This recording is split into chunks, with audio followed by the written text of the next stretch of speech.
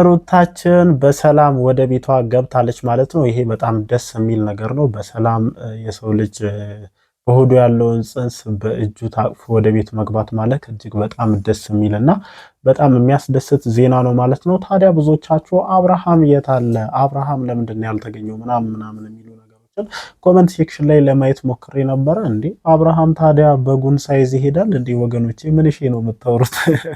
ከዛም አልፎ ከሄርሜላ ጋር እየተንዘላዘለ ይሁን እንዴ ምናምን ስትሉ ነበረ። ኖ አብርሃም እንደ ወንድ ልጅ ግዴታውን ተወጥቶ ነገ በጉን ይዞ ይገባል ሲባል ሰምቻለሁ። ቅድም በግ ተራም አይቻለሁ። በነገራችን ላይ አብርሃም በግ ተራ አይቻለሁ። ቆንጆ ሙኩት እየገዛ ምናምን ነበርና ነገ አብርሃም ያንን ቆንጆ ሙኩት ይዞ ሲገባ ታዩታላችሁ ማለት ነው። ምናልባት ለምን አብርሃም አልተገኘም ምናምን የሚል ጥያቄ ካለባችሁ ብዬ ነው ይሄንን ነገር እያልኩ ያለሁት ማለት ነውና ነገ አብርሃም ሙኩቱን ይዞ ሲገባ ታዩታላችሁ ማለት ነው። እና ሩታችን እንኳን በሰላም ለቤትሽ አበቃሽ፣ እንኳን ወደ ቤትሽ ልጅሽን ታቅፈሽ ለመግባት አበቃሽ ማለት እፈልጋለሁ ማለት ነው። ሰላም እንዴት ናችሁ ፋሚሊያንስ? ደህና ናችሁ ወይ? አለን እግዚአብሔር የተመሰገነ ይሁን። ዛሬም እንግዲህ ከመሸ ተመልሰን መተናል።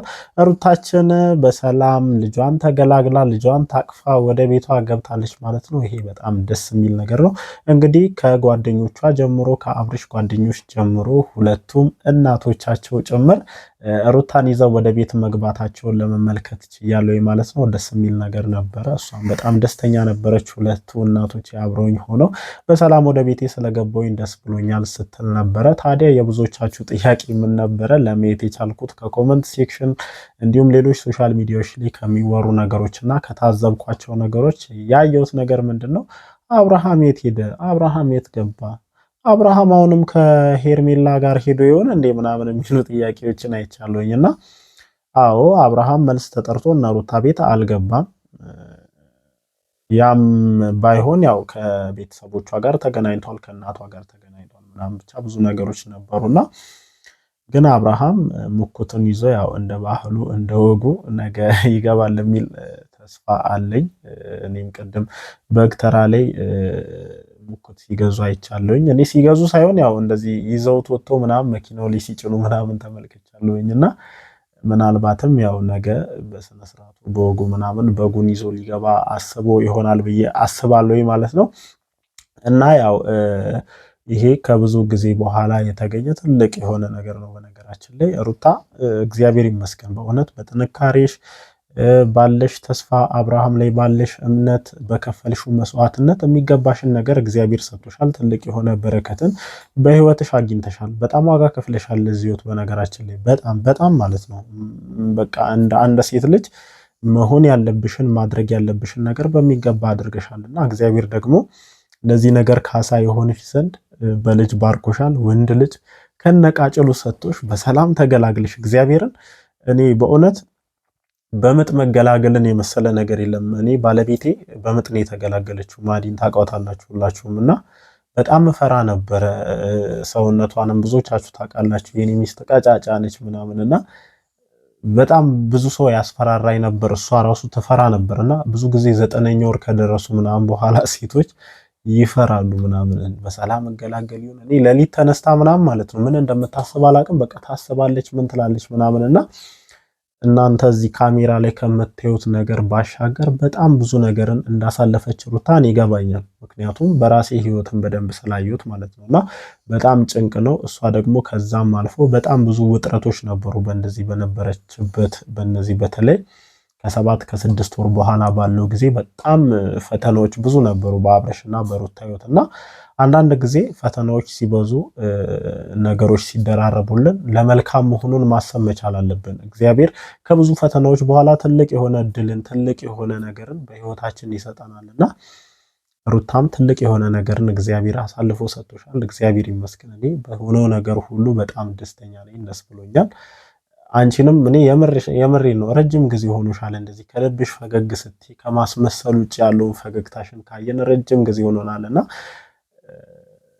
ከትላንት ወዲያ ጀምሮ ደስ የሚለውን ያንቺን ያ የድሮ የምናቀውን በሰላሙ ጊዜ ከአብርሽ ጋር በነበረሽ በዛሽ ጣፋጭ ጊዜ የነበረውን ፈገግታሽን መልሰሽ አግኝተሽዋል። እግዚአብሔር በቃ እዚህ ዓለም ላይ ካሉ ውድ ነገሮች ማለት ነው። በጣም ብዙ ነገር ተደርጎላችኋል። በጣም ብዙ ነገርን በዚህ በወጣትነት እድሜያችሁ አግኝታችኋል። ግን እዚህ ምድር ላይ ካሉ ትልቅ ስጦታዎች መካከል እግዚአብሔር የሰውን ልጅ ከሚባረክበት ትልቁ ስጦታዎች መካከል በልጅ ባርኳችኋል።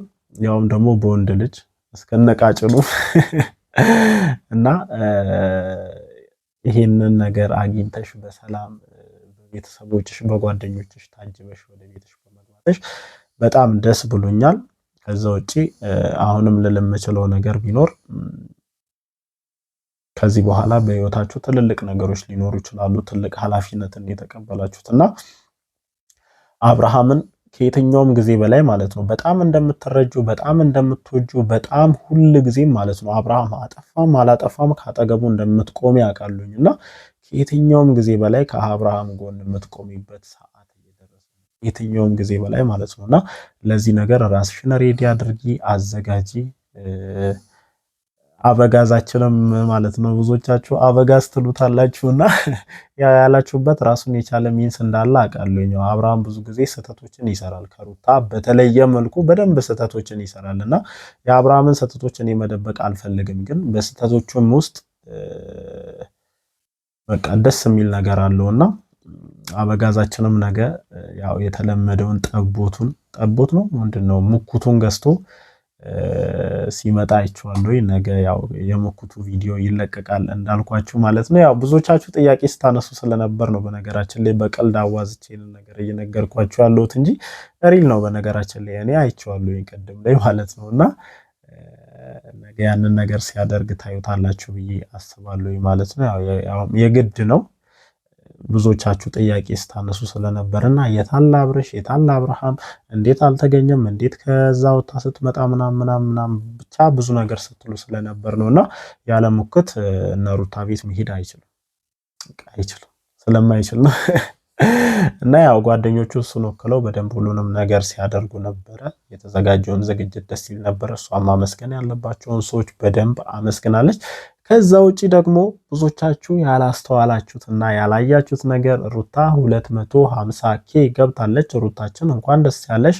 በአጭር ጊዜ ውስጥ ምን ያክል የሰው መውደድ ምን ያክል የሰው ፍቅር እንዳለሽ የታየበትን ነገር ነው ያየነውና በነገራችን ላይ ሩታ ዩቲዩብ ስከፍት ከሁሉም ሰው ዘግይታ አዲስ አበባ ከገቡ ከረጅም ጊዜ በኋላ ነው የከፈተችው። ግን ከሁሉም ሰው በተሻለ መልኩ በጣም የሰው መውደድ በጣም የሰው ፍቅር እንዳላት ያው በደንብ እናውቃለን። ከሰሞኑ ደግሞ በደንብ ያየንበትን ነገር አስተውለናልና ይህንን ደግሞ ማረጋገጫ የሚሰጥ ነገር እንግዲህ ሩታ 250K ገብታለች። እንኳን ደስ ያለሽ። እሷም በኢንስታግራም ስቶሪ ላይ 250K መግባቷን አስመልክቶ ስቶሪ ላይ ፖስት አድርጋለች። አንዳንድ አካላቶችንም ማመስገኗን ለመመልከት ችያለሁ ማለት ነው። ሩታችን በዚህ አጋጣሚ ያው ድርብ ደስታ ሆኖልሻል። ከልጅሽ ጋር አንድ ላይ ወደ 250K መግባት ይችላል። እንኳን ደስ ያለሽ ማለት እፈልጋለሁ ማለት ነው። ከዛ ውጪ ያው ስለ ሄርሜላ ዛሬ ማውራት አልፈልግም። ይብራብኝ በቃ በዚህ ደስታ ቀን ምንድነው ስለ ሄርሜላ የምናወራው? ይለፈን። ነገ አንዳንድ ነገሮችን ቼክ አድርገን ለማውራት እንሞክራለንና በነገራችን ላይ ነገ የሚሄደው ሙኩት ሄርሜላም ጭምር አብራን ያጋዛችሁ ምናምን ትሉ ይሆናል። እረፉ እንዳትሉ።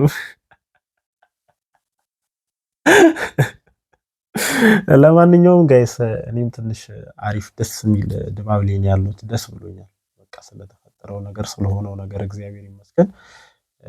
ይሄ ትልቅ የሆነ ደስታ ስለሆነ ነው። በነገራችን ላይ ሩታን የምትወዱ የምታደንቁ ሰዎች በጣም ደስተኞች እንደሆናችሁ አውቃለሁኝ። እኔም ስለምወዳት ስለማደንቃት በተፈጠረው ነገር ሁሉ ደስተኛ ነኝ ማለት ነው። እግዚአብሔር ይመስገን። ለማንኛውም በሰላም እንኳን ለቤትሽ አበቃሽ፣ እንኳን 250K ደረስሽ።